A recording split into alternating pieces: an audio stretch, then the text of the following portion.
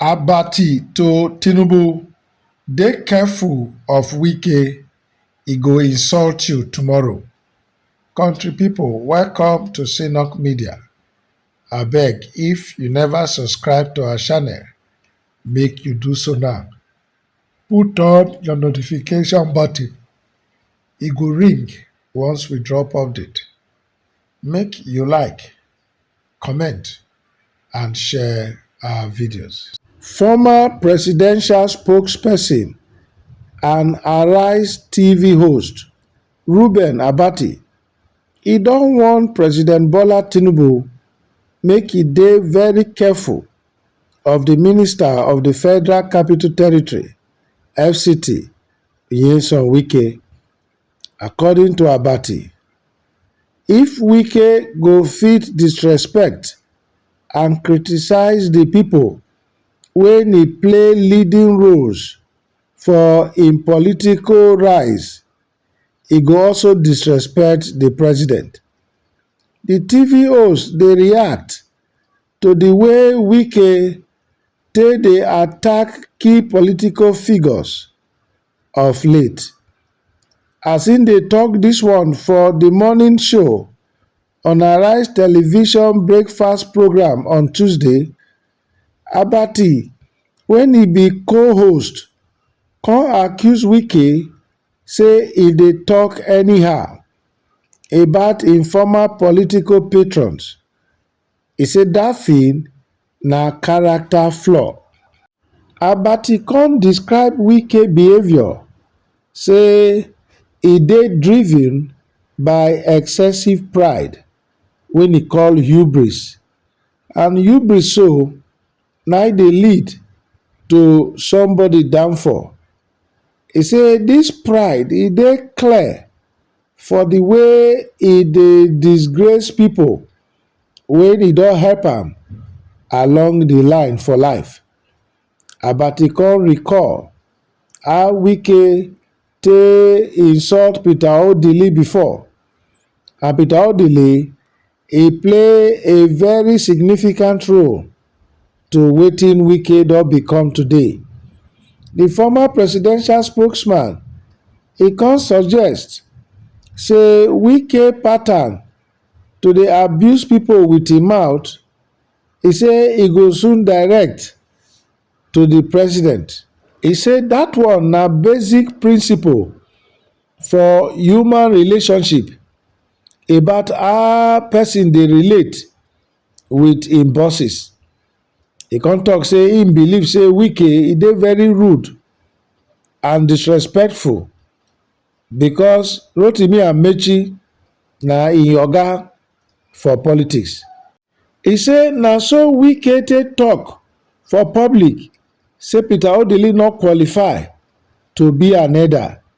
E say but dis na the same man, Peter Odili, when Dr. Patience Jonathan carry you go meet make e help you become governor. E say e no get any name wey Wike never call Peter Odili and im wife. Even sef e come refer to Chief Olabode George. E say na grand rent debtor who Nyesom Wike never insult. Na so Abati come tok. E come say im dey show signs say one day e go also insult President Bola Tinubu. Abati come point to Wike recent comments about Tinubu declaration of a state of emergency for Rivers State. E come dey suggest from wetin Wike hint. E say if Adibin the president bin tell am say e wan do am, e for tell the president say no. E say dat one na indication of disloyalty.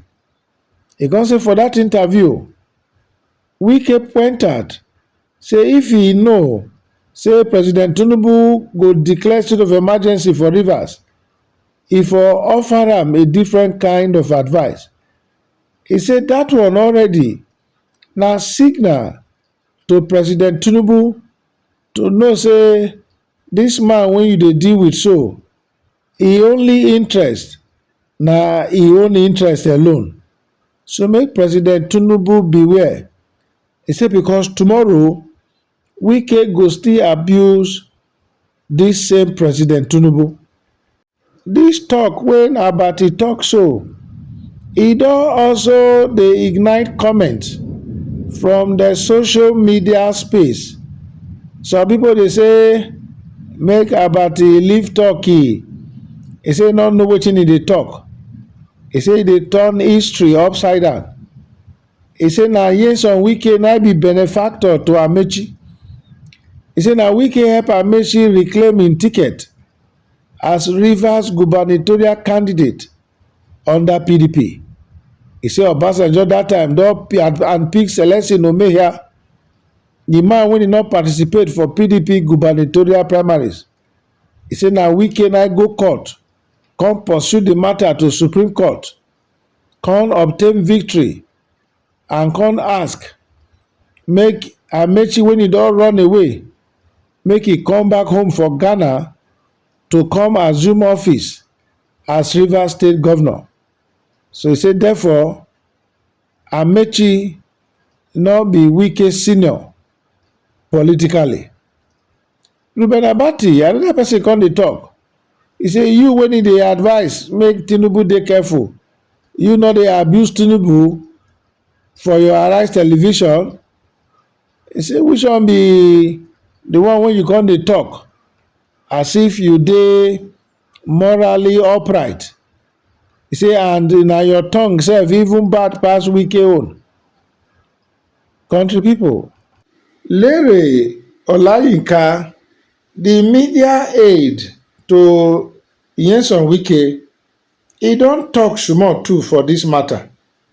According to wetin im post for im Facebook page, e say I lis ten to Egbon Reuben Abati on Arise News dis morning when e dey talk say the FCT minister Nyesom Wike dey very rude and disrespectful because Rotimi Amaechi na im boss for politics.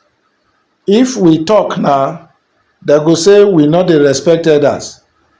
The same Reuben Abati, when e dey comfortable to dey the same campaign podium as running mate to a fugitive when dem dey find for America, na e dey form moral police inside Arise TV studio.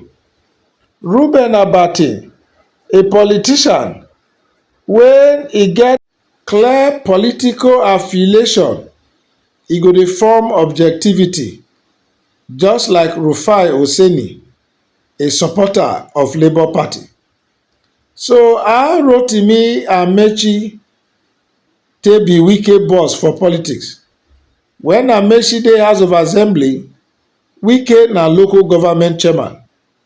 When Amaechi run go Ghana for 2007, Wike dey Nigeria. E dey lead the charge to retrieve Amaechi mandate. E come hand am to say but I no go still talk.